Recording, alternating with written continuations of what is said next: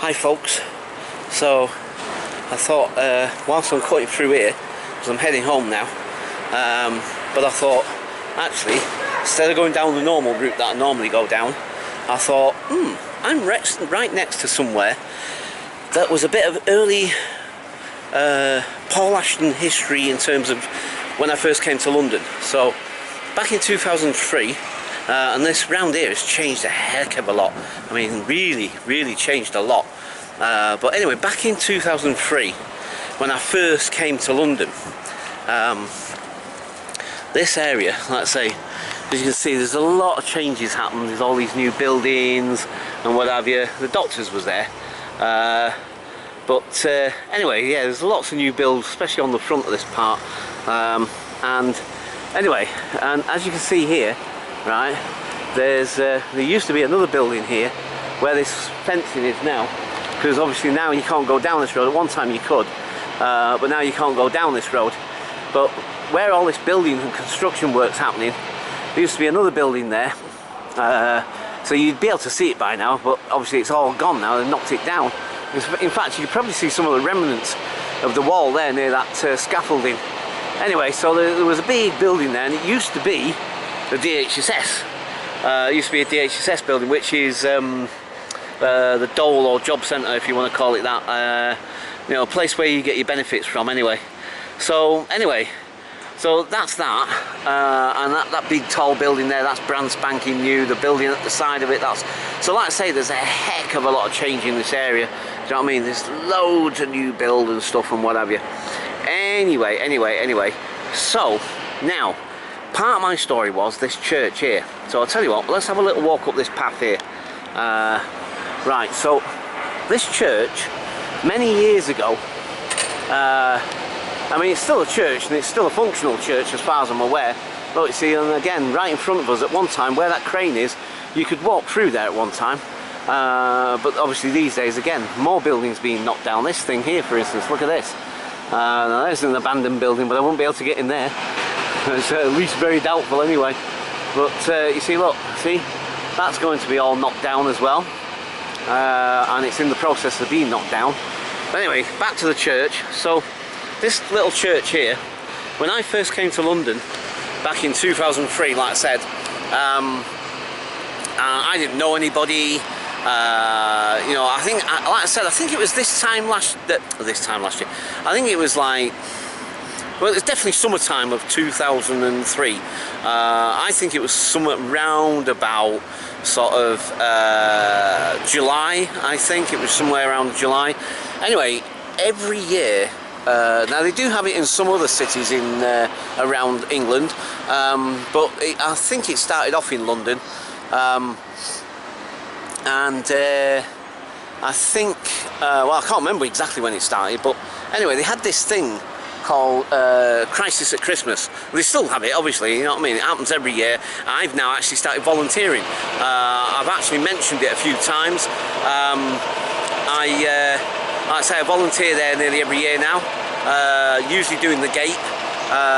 Anyway, so like I said, when I first came, didn't know anybody, like I said, and I based myself around Waterloo and what have you, Waterloo and St Thomas's, which is just literally a stone's throw from here.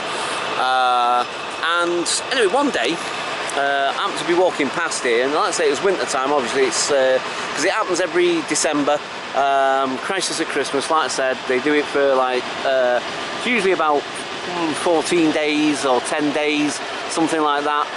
Through the Christmas period, they have different centres open throughout that period, helping all the street homeless and what have you, blah blah blah blah. Anyway, I'll go into more detail at some point. Anyway, but that church were doing the Crisis at Christmas as well, sort of thing.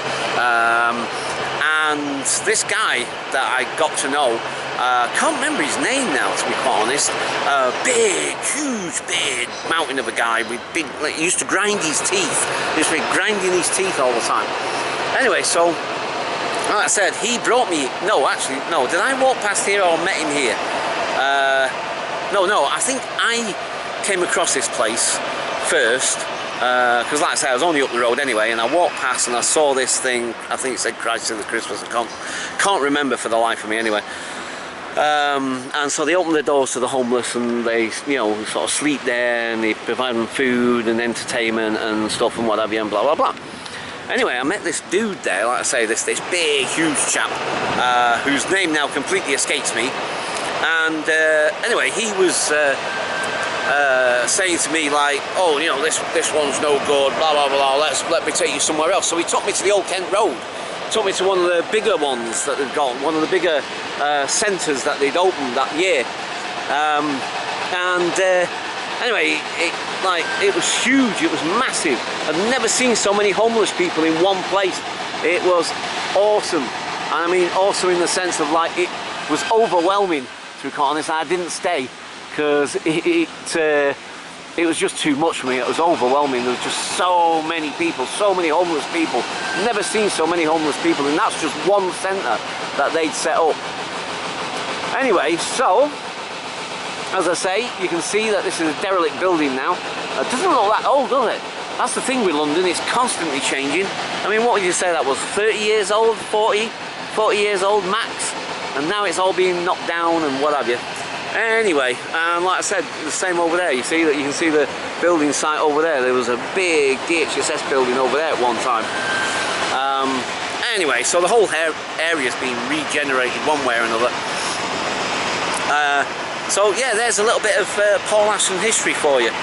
So I came here back in 2003. Didn't know London at all at that point. Didn't know anybody at all in London at that point. And like I say, I spent my first Christmas here, for the first couple of days at least anyway, until I got to know this guy, and he took me to the Old Kent Road. Like I say, there was a big one at the Old Kent Road at the time. Yeah, so he brought me to this place, and this is where I spent my first Christmas at Christmas that year. Yeah, fascinating, eh?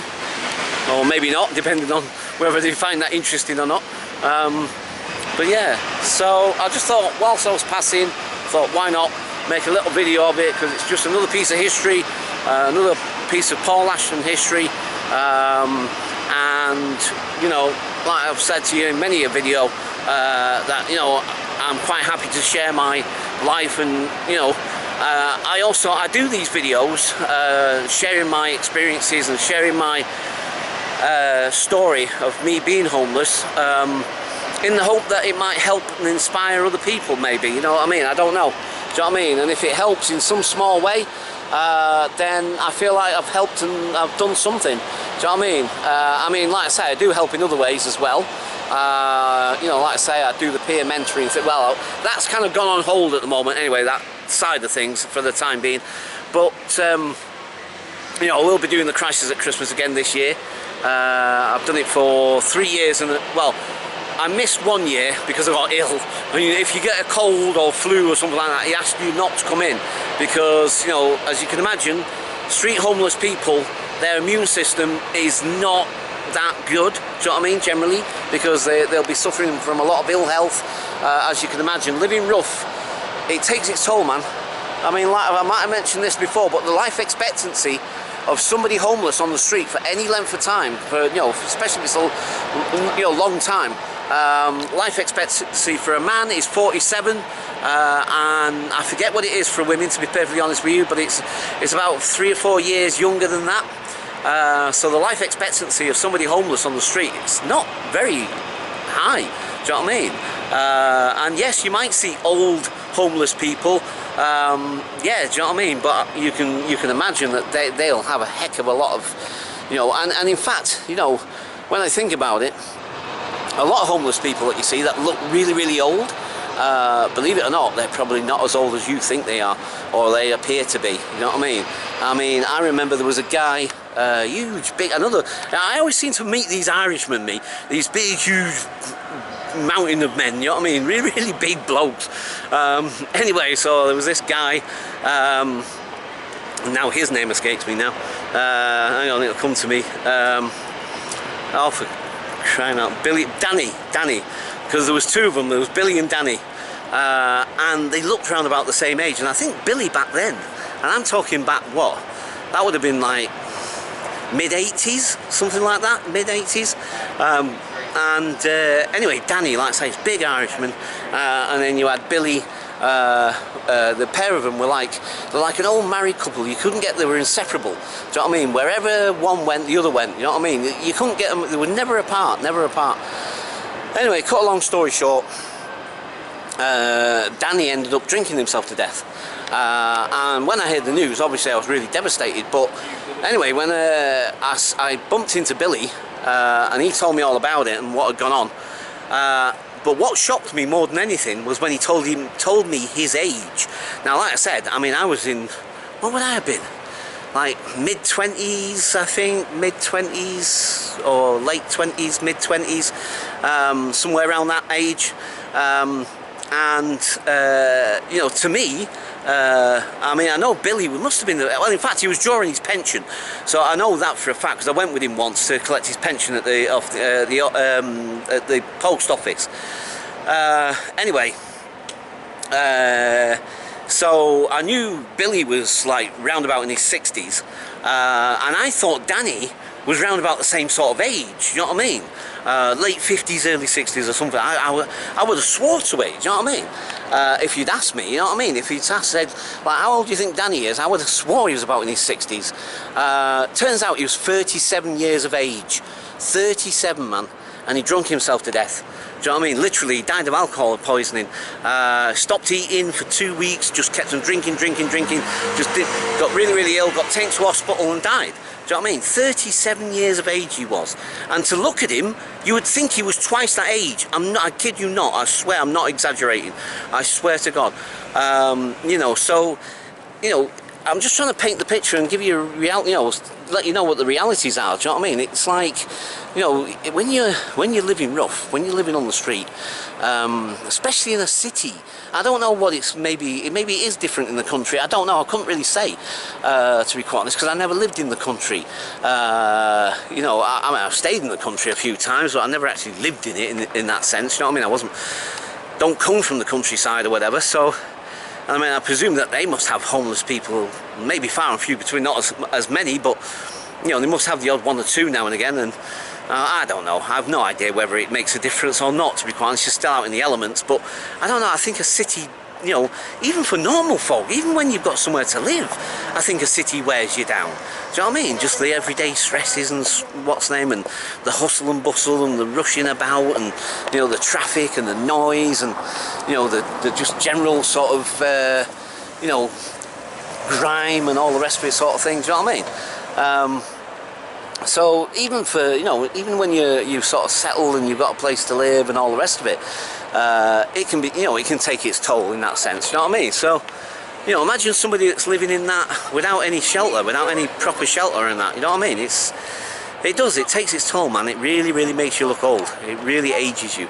It really does. So anyway, so like I said, you know, life on the street, it's not a pleasant experience. It's not. Right, okay, so I'm going to leave it there, and I'll tell you what, before I actually switch off, let's have a little wander down here, because I've always liked these little back streets here, I like these little houses. I don't know why. I'm not necessarily want to live in one necessarily. It's just too much in the city for me, to be quite honest. Or close to it, whatever. So that doesn't suit me. But nonetheless, I like the look of them. They look quite nice. I was going to walk on that side, but I think you get a better view of them on this side, I suppose, when I think about it. But I mean, not so much these ones necessarily, although it's all pleasant, I guess. Do you know what I mean? But I mean, obviously they're quite new-ish. But these little sort of terrace things here, always, I like them. I don't know why. I guess maybe because, like, although obviously they're older than the ones in Manchester, definitely. Do you know what I mean? There's no two ways about it. I mean, they've got to be Victorian. They're definitely Victorian, I would imagine. And I don't think they're council either. I don't think they are anyway. But I suppose maybe that's part of the reason why I feel sort of drawn to them, because they remind me a bit of that. You know, the old terraced houses, like. You know, but yeah, I like them. I think they're quaint and they look really nice. But like I say, I wouldn't necessarily want to live in one, because like I said, you know, at some point in the future, somewhere down the line, I am definitely not going to be living in the city when I get to, I don't know, into my late 50s, 60s, whatever. Mind you, I'm 50 now, so I mean, I don't know, maybe another 10 years. Maybe give it another 10 years and see where we are by then. Because, like I said, you know, I'm getting to the point where I'm sick of living in the city. I'm sick of the noise and all the rest of it, and the grime and the hustle and bustle, and I don't know, I just feel a bit worn out by it all. Anyway, enough of my flipping woes and all the rest of it. So yeah, I love this. I like these little streets. I like these little, they're really picturesque and cute. You know what I mean? I like them. Really, really nice, man. Right. Okay. So I'll leave it there for now, and I'll catch you guys later. Bye for now.